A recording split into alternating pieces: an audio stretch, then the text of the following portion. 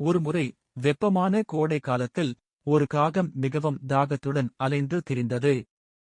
நீண்ட நேரம் பறந்ததால் அது மிகவும் சோர்ந்து போயிருந்தது. குடிக்க தண்ணீர் எங்கேனும் கிடைக்குமா என்று தேடிய போது அருகில் ஒரு தோட்டத்தில் ஒரு பெரிய களிமண் பானை இருப்பதை அது கண்டது. மிகவும் மகிழ்ச்சியுடன் காகம் பறந்து சென்று பானையின் விளிம்பில் அமர்ந்தது. பானையை பார்த்தபோது காகம் ஏமாற்றமடைந்தது. பானையின் அடியில் மிக குறைவான தண்ணீரே இருந்தது. அதன் சிறிய அலகால், மூக்கால் கூட தண்ணீரை எட்ட முடியவில்லை. காகம் சிறிது நேரம் யோசித்தது. நான் என்ன செய்ய முடியும் என்று அது தனக்குள் கேட்டுக்கொண்டது. அது உடனடியாக கைவிட விரும்பவில்லை. திடீரென்று காகத்திற்கு ஒரு யோசனை வந்தது.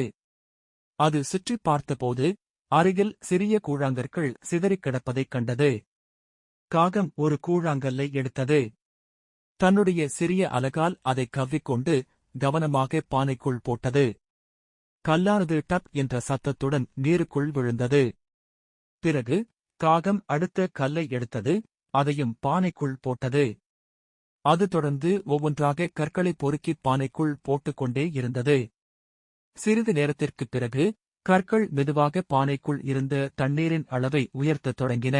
காகம் மேலும் சில கற்களை போட்டவுடன் தண்ணீர் பானையின் விளிம்பிற்கு வந்துவிட்டது. இப்போது காகம் மகிழ்ச்சியுடன் தண்ணீரை சுவைத்தது. அதன் தாகம் தீர்ந்தது. அது மிகவும் திருப்தியுடன் பறந்து சென்றது. கதை சொல்லும் நீதி: முயற்சியுடையோர் ஒருபோதும் சோர்வடைய மாட்டார்கள். அல்லது உங்களுக்கு தீர்வு தெரியாவிட்டால் உங்கள் புத்திசாலித்தனத்தை பயன்படுத்துங்கள். விளக்கம்: காகம் சோர்வடையாமல் தன் அறிவை பயன்படுத்தி சிக்கலை தீர்த்தது.